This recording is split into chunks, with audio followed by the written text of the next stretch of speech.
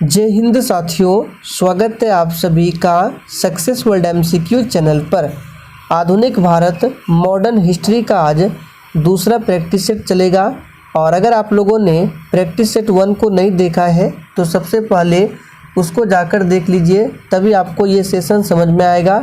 और ये बैच कल ही स्टार्ट किया गया है जो कि BPSC, बिहार दरोगा, SI आगामी सभी परीक्षाओं के लिए काफ़ी ज़्यादा इम्पोर्टेंट रहेगा।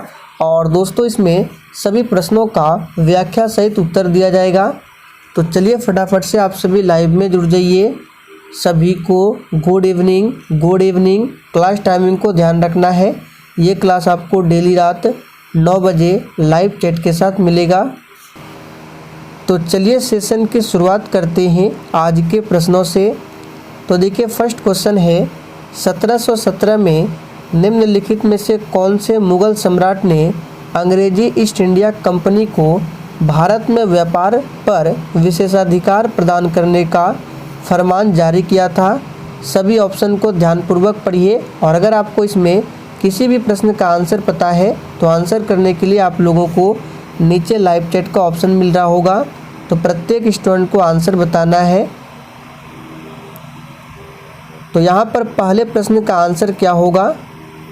तो यहाँ पर जो ही बच्चे ऑप्शन डी बता रहे हैं उनका बिल्कुल सही जवाब है। फर्रुखसियर ने अंग्रेजी ईस्ट इंडिया कंपनी को भारत में व्यापार पर विशेषाधिकार प्रदान करने का फरमान जारी किया था। और देखिए दोस्तों, प्रश्नों के साथ हम आपको जितने भी एक्स्ट्रा फैक्ट को बताएंगे आपको ध्यानपूर्वक सुनना है और साथ में कॉपी में नोट्स करते जाना है। तो देखिए फर्रुखसियर की बात करें तो 1717 में फर्रुखसियर का समय था और इन्होंने बंगाल के क्षेत्रों में 1717 में, ध्यान रखना है, फर्रुखसियर ने बंगाल के क्षेत्रों में 1717 में ब्रिटिश ईस्ट इंडिया कंपनी को व्यापार करने के लिए एक व्यापारिक छूट दी थी। और जो ये छूट है इसको क्या कहा जाता है? तो याद रखिएगा, इस फर्रुखसियर के फरमान को अंग्रेज़ों का मैग्ना कार्टा कहा जाता है। तो आपसे पूछा जा सकता है किस छूट को, इनमें से किस फरमान को अंग्रेज़ों का मैग्ना कार्टा कहा जाता है? तो याद रखिएगा फर्रुखसियर के फरमान को। तो यहाँ पर आंसर हमारा क्या हो जाएगा? फर्रुखसियर। देखिए दूसरा प्रश्न है, निम्नलिखित में से किस अंग्रेज ने पुर्तगालियों को सौली या स्वाली के स्थान पर हराया था? बिल्कुल टॉप लेवल का प्रश्न है और प्रत्येक स्टूडेंट को अपना अपना आंसर लाइव चैट में बताना है, तभी आपका प्रॉपर तरीके से रिवीजन होगा। तो किसने हराया था? याद रखिएगा यहाँ पे सही जवाब है ऑप्शन बी, थॉमस बेस्ट ने। बी ऑप्शन जो ही बच्चे दिए हैं बिल्कुल सही जवाब है। कब हराया था? तो 1612 में। डेट भी पूछा जाता है, याद रखिएगा। और ये जो सौली है ये कहाँ पड़ता है? तो गुजरात के आसपास है ये सौली। आगे देखिए, किसे जहांगीर ने इंग्लिश खान की उपाधि से सम्मानित किया था? बिल्कुल 1 नंबर का प्रश्न है, आंसर बताइए। किसे जहांगीर ने इंग्लिश खान की उपाधि से सम्मानित किया था? तो यहाँ पर जो ही बच्चे ऑप्शन ए बता रहे हैं उनका बिल्कुल सही जवाब है कैप्टन हॉकिंस, क्योंकि कैप्टन हॉकिंस को अलग अलग भाषाओं की जानकारी थी, इसलिए इसे इंग्लिश खान की उपाधि से सम्मानित किया गया। और आपको याद होगा कैप्टन हॉकिंस ने ही जहांगीर से फैक्ट्री लगाने के लिए फरमान प्राप्त किया था गुजरात के सूरत में, हमने आपको बताया था। उस क्षेत्र की पहचान करें जहां से यूरोप वासियों को सर्वोत्तम सोरा और अफीम प्राप्त होता था। चलिए आप सभी चौथे प्रश्न के लिए आंसर बताएंगे और ये प्रश्न मोस्ट रिपीटेड प्रश्न है, बार बार पूछे जाते हैं। तो याद कर लीजिए, कहाँ से यूरोप वासियों को सर्वोत्तम सोरा और अफीम प्राप्त होता था? तो बिहार से। यहाँ पर ए ऑप्शन जो ही बच्चे दिए हैं बिल्कुल सही जवाब है बिहार से। और देखिए जितने भी बिहार पुलिस के अभ्यर्थी इस वीडियो को देख रहे हैं आप सभी इस क्लास को डेली अटेंड करेंगे, आपके लिए भी इम्पोर्टेंट है। भारत में 1612 में अंग्रेज़ों ने अपनी पहली फैक्ट्री कहाँ स्थापित की थी? चलिए 5 के लिए आंसर बताएंगे। तो देखिए कल हमने आपको बताया था, तो सबसे पहले आंसर सुन लीजिए, इसका आंसर हो जाएगा सूरत। यहाँ पर डी ऑप्शन जो ही बच्चे दिए हैं बिल्कुल सही जवाब है। देखिए अंग्रेज़ों ने 1608 में, ध्यान से सुनिएगा, अंग्रेज़ों ने 1608 में फैक्ट्री बनाना चालू किया था और जब आधा बनकर फैक्ट्री तैयार होता है तब इसे रोक दिया जाता है फैक्ट्री को। फिर इसको आदेश मिलता है 1611 में, फिर फैक्ट्री बनाने का आदेश मिलता है 1611 में और फिर कंप्लीट हो जाती है 1612 में। तो इस प्रकार से 1612 में अंग्रेज़ों ने अपनी पहली फैक्ट्री कहाँ स्थापित की थी? तो सूरत में। डी ऑप्शन जो भी बच्चे दिए हैं बिल्कुल सही जवाब है, सूरत में। और देखिए कल हमने आपको गोवा से संबंधित बहुत सारे प्रश्न बताया था, तो इसमें इम्पोर्टेंट प्रश्न फिर से रिपीट कर देते हैं, ध्यान रखिएगा। सबसे पहला प्रश्न बनता है कि गोवा को कब जीता गया था पुर्तगालियों द्वारा? तो याद रखिएगा 1510 में। किसने जीता था? तो अल्फांसो डी अल्बुकर्क ने जीता था गोवा को 1510 में।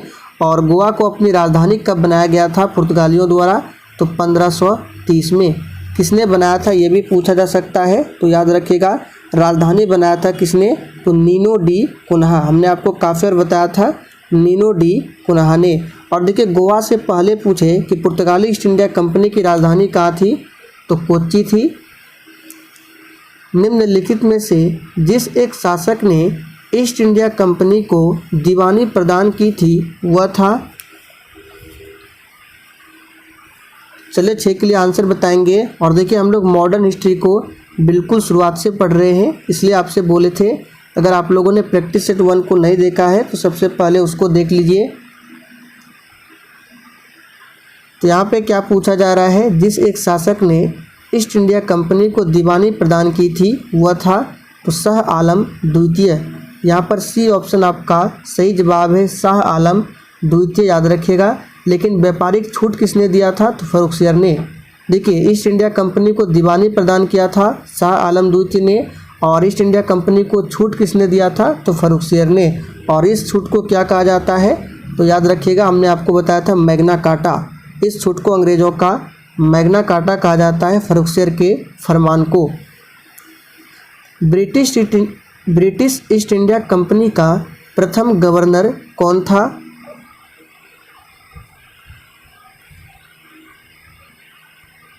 चलिए 7 के लिए आंसर बताएंगे। ब्रिटिश ईस्ट इंडिया कंपनी का प्रथम गवर्नर कौन था? तो यहाँ पर आंसर हो जाएगा रॉबर्ट क्लाइव। ध्यान रखिएगा रॉबर्ट क्लाइव अब ब्रिटिश ईस्ट इंडिया कंपनी के प्रथम गवर्नर थे। कैप्टन विलियम हॉकिंस किस जहाज़ से भारत पहुंचा था?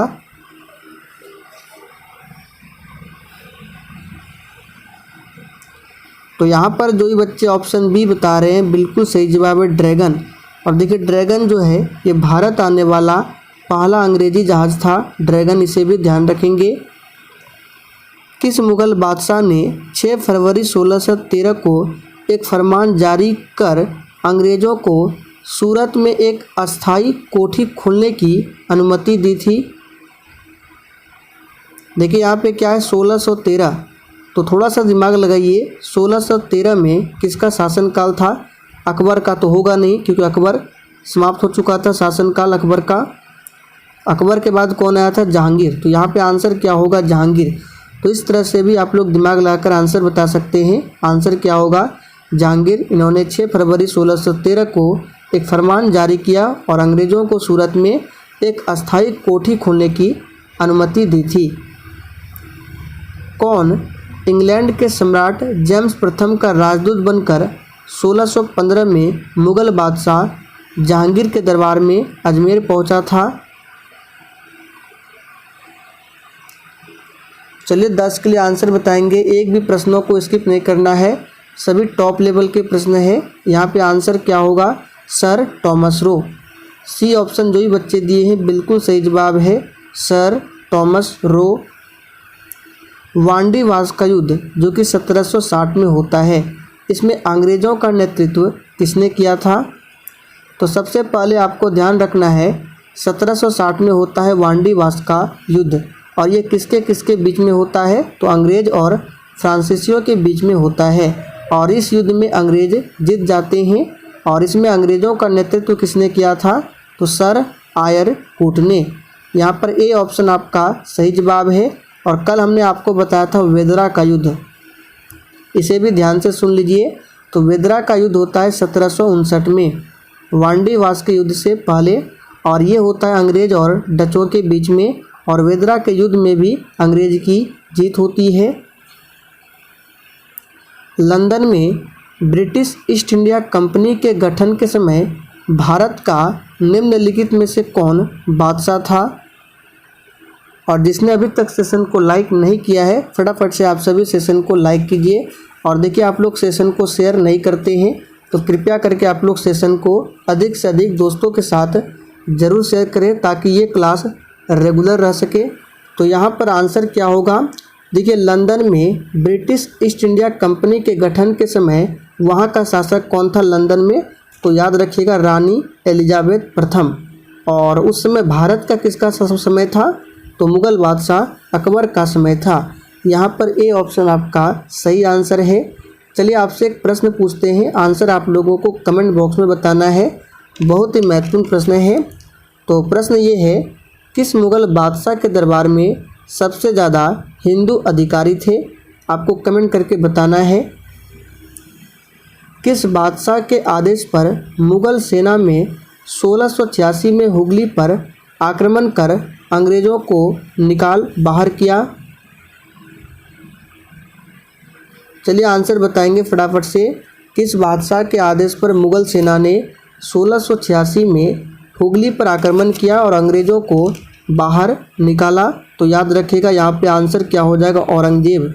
ए ऑप्शन जो भी बच्चे दिए हैं बिल्कुल सही जवाब है। औरंगजेब ने किस ब्रिटिश अधिकारी को भारत से निर्वासित कर दिया था? तो याद रखिएगा, सर जॉन चाइल्ड। यहाँ से पूछा जाता है, ये जो आक्रमण हुआ था कहाँ पर? हुगली पर 1686 में, इसमें औरंगजेब ने किस ब्रिटिश अधिकारी को भारत से निर्वासित किया था, यानी देश निकाला दिया था? तो सर जॉन चाइल्ड। यहाँ पे लिख देते हैं, सर जॉन चाइल्ड। इन सभी प्रश्नों को ध्यान रखना है, सर जॉन चाइल्ड।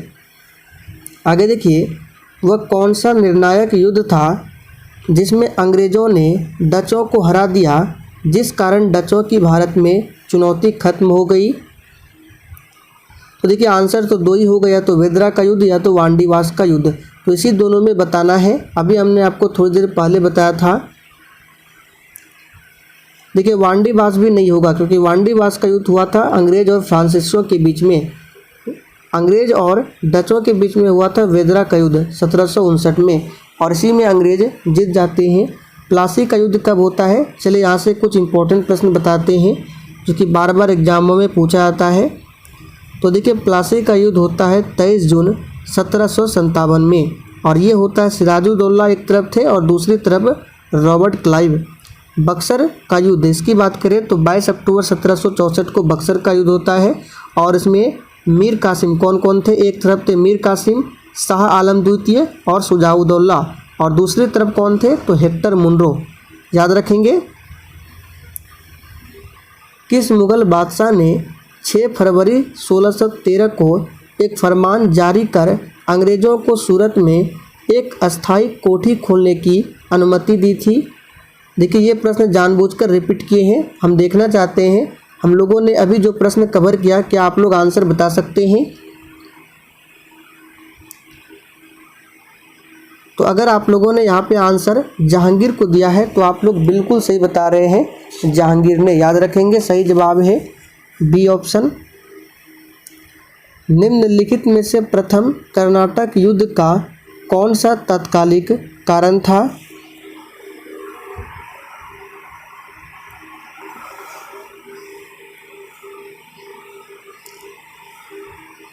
तो निम्नलिखित में से प्रथम कर्नाटक युद्ध का कौन सा तत्कालिक कारण था? तो याद रखिएगा, यहाँ पे क्या पूछा गया है? एक शब्द है तत्कालिक। अगर प्रश्न में तत्कालिक शब्द ना रहे तो आंसर आपका सभी हो जाएगा। प्रथम कर्नाटक युद्ध का जो कारण था, अंग्रेजों और फ्रांसीसियों के बीच प्रतिद्वंद्विता, ये भी था। ऑस्ट्रिया की राजगद्दी की जंग, ये भी था। कर्नाटक की राजगद्दी का मामला और अंग्रेजों द्वारा फ्रांसीसी जहाज़ों का अधिग्रहण, ये सभी था। लेकिन तत्कालिक कारण पूछे तो आंसर होगा ये डी, अंग्रेजों द्वारा फ्रांसीसी जहाज़ों का अधिग्रहण। याद रखेंगे। और प्रथम कर्नाटक युद्ध जो है ये 1746 से 48, इसे ज़रूर ध्यान रखना है। कौन सा युद्ध यूरोपीय आंग्ल फ्रांसीसी युद्ध का विस्तार नहीं था? तो यहाँ पे आंसर हो जाएगा द्वितीय कर्नाटक युद्ध 1749 से 54, ध्यान रखेंगे। और देखिए, इसका PDF डाउनलोड करना चाहते हैं तो डिस्क्रिप्शन बॉक्स में टेलीग्राम का लिंक दिया हुआ है, जाकर आप लोग ज्वाइन कर सकते हैं, वहीं पर PDF मिलेंगे। अब देखिए आगे है, यहाँ पे प्रश्न नहीं है, कुछ इंपॉर्टेंट चीज़ लिखा हुआ है, चलिए बताते हैं। यहाँ से बार बार एग्जाम में प्रश्न बनता है, प्रथम मैसूर युद्ध, द्वितीय, तृतीय और चतुर्थ, तो सभी का डिस्कशन करते हैं। देखिए, प्रथम मैसूर युद्ध की बात करें तो समय 1767 से 1769, और ये किस गवर्नर जनरल के समय में हुआ था? तो देखिए लॉर्ड वेरलस्ट, इसको याद रखेंगे। सबसे ज़्यादा इम्पोर्टेंट है द्वितीय और चतुर्थ। देखिए, दूसरा मैसूर युद्ध होता है 1780 और 1784 में, और इसी द्वितीय मैसूर युद्ध में हैदर अली की मृत्यु होती है, ध्यान रखेंगे। और दूसरा युद्ध के समय बंगाल का गवर्नर जनरल था लॉर्ड वारेन हेस्टिंग्स, याद कर लीजिए। आपसे पूछा जाएगा कि लॉर्ड वारेन हेस्टिंग ये कौन था? तो बंगाल का कौन था? गवर्नर जनरल, और इसी के समय में हुआ था दूसरा मैसूर युद्ध, और इसी में होती है हैदर अली की मृत्यु, याद रखेंगे। और लॉर्ड वारेन हेस्टिंग्स ने ही बंगाल में द्वैध शासन को समाप्त किया था, कल हमने आपको बताया था।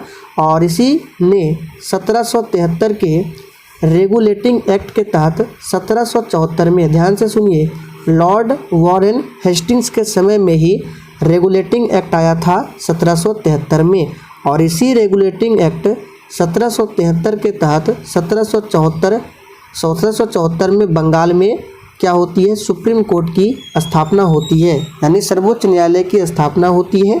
अब यहाँ से आपसे पूछा जा सकता है, जब बंगाल में सुप्रीम कोर्ट की स्थापना होती है तो मुख्य न्यायाधीश कौन बने थे? तो याद रखिएगा कौन? एलिजा इम्फे। अब बात करते हैं तीसरा मैसूर युद्ध। देखिए, तीसरा मैसूर युद्ध 1790 से 1793, और ये हुआ था लॉर्ड कॉर्नवालिस के समय में, ध्यान दीजिए। लॉर्ड कॉर्नवालिस सिविल सेवा का जनक कहलाता है भारत में, ध्यान रखेंगे। चतुर्थ मैसूर युद्ध की बात करें तो याद रखिएगा 1799 में, किसके समय में? तो लॉर्ड वेलेस्ली। और देखिए, लॉर्ड वेलेस्ली से प्रश्न बनता है, इंडिया में सहायक संधि की शुरुआत बेहतरीन तरीके से पूछे किसने किया था? तो लॉर्ड वेलेस्ली ने। लेकिन सहायक संधि का जनक अगर पूछे तो कौन था? याद कीजिए, कभी हमने आपको बताया था फ्रांसीसी गवर्नर डुप्ले। फिर से रिपीट कर देते हैं, सहायक संधि का जनक कौन है? तो फ्रांसीसी गवर्नर डुप्ले है। लेकिन इंडिया में सहायक संधि की शुरुआत बेहतर तरीके से किसने किया था? तो लॉर्ड वेलेस्ली ने। और इसी चतुर्थ मैसूर युद्ध में टीपू सुल्तान की मृत्यु होती है। टीपू सुल्तान को शेर ए मैसूर के नाम से जाना जाता है। आप लोग कमेंट करके बताइए, टीपू सुल्तान की राजधानी कहाँ थी?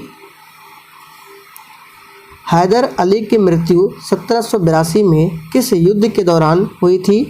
तो अभी हमने जो आपको समझाया, देखते हैं आपको कितना याद है, आप लोग बताइए तो।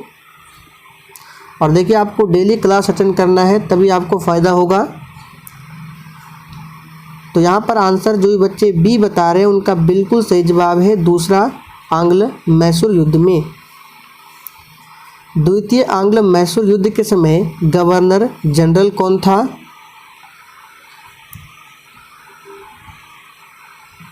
तो कौन होगा? फटाफट से आंसर कीजिए। यहाँ पे आंसर होगा कौन? तो वॉरेन हेस्टिंग्स। ए ऑप्शन जो ही बच्चे दिए हैं बिल्कुल सही जवाब है वॉरेन हेस्टिंग्स। और तीसरे मैसूर युद्ध के समय कौन था गवर्नर जनरल? तो लॉर्ड कॉर्नवालिस। और चौथे में कौन था? वेलेस्ली। सबको ध्यान रखेंगे, वेलेस्ली। टीपू सुल्तान की मृत्यु किस आंग्ल मैसूर युद्ध में हुई थी? तो टीपू सुल्तान की मृत्यु 1799 में होती है, चौथे आंग्ल मैसूर युद्ध में, याद रखिएगा। प्लासी की लड़ाई 1757 में अंग्रेजी सेना का नेतृत्व किसने किया था? 23 जून 1757 को प्लासी का युद्ध होता है। और इसमें अंग्रेजी सेना का नेतृत्व किसने किया था? तो याद रखिएगा दोस्तों, यहाँ पे आंसर क्या हो जाएगा 22 का ऑप्शन ए, रॉबर्ट क्लाइव ने। ए ऑप्शन जो ही बच्चे दिए बिल्कुल सही जवाब है। प्लासी का युद्ध होता है रॉबर्ट क्लाइव सिराजुद्दौला के बीच में। इलाहाबाद की संधि 1765 में होती है। इसके बाद रॉबर्ट क्लाइव ने मुर्शिदाबाद का उपदीवान किसे बनाया था?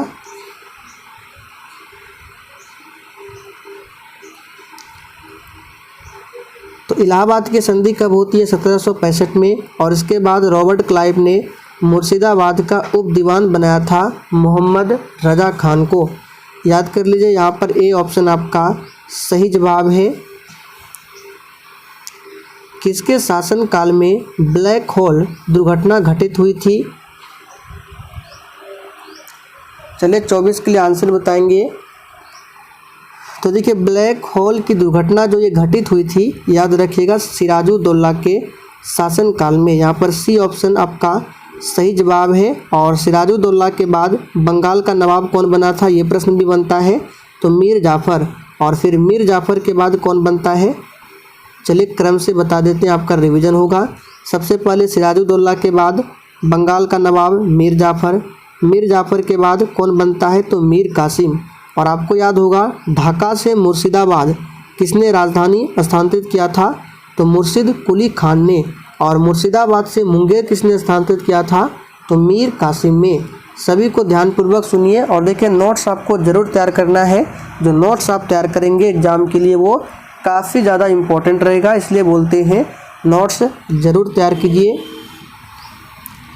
बंगाल के किस गवर्नर के समय सरकारी खजाना मुर्शिदाबाद से कोलकाता स्थानांतरित किया गया? और देखिए दोस्तों, सेशन को आपको अधिक से अधिक शेयर करना है ताकि अधिक से अधिक बच्चे जुड़ सके। चलिए 25 के लिए आंसर बताइए फटाफट से। तो यहाँ पे आंसर क्या होगा? देखिए, रॉबर्ट क्लाइव नहीं होगा। तो जो बच्चे रॉबर्ट क्लाइव बता रहे बिल्कुल गलत है। यहाँ पे आंसर होगा वॉरेन हेस्टिंग। डी ऑप्शन आपका सही जवाब है, वॉरेन हेस्टिंग्स। आगे देखिए, बक्सर का युद्ध जो कि 1764 में होता है, अंग्रेजी सेना का नेतृत्व करने वाला कौन था? तो देखिए, बक्सर का युद्ध होता है 22 अक्टूबर 1764 को। और अभी हमने आपको थोड़ी देर पहले तुरंत बताया था कि बक्सर का युद्ध जो होता है, एक तरफ हेक्टर मुनरो की सेना, दूसरी तरफ मीर जाफ़र, शाह आलम द्वितीय तथा सुजाउद्दौला। तो अंग्रेजी सेना का नेतृत्व किसने किया था? हेक्टर मुनरो ने। यहाँ पर सही जवाब है सी ऑप्शन, हेक्टर मुनरो। ध्यान रखेंगे। तो दोस्तों, आज के लिए इतना ही। आज के इस वीडियो में हम लोगों ने 26 प्रश्नों को कवर किया। और देखिए, ऐसे देखा जाए तो इनडायरेक्टली हम लोगों ने लगभग आज 50 से 55 प्रश्नों को कवर किया है, भले ही क्वेश्चन का नंबर 26 क्यों ना हो। तो चलिए आज के लिए इतना ही। तब तक के लिए जय हिंद। और याद रखिए, सेशन को शेयर करना है, तभी ये क्लास डेली चलेगा, कंटिन्यूस चलेगा।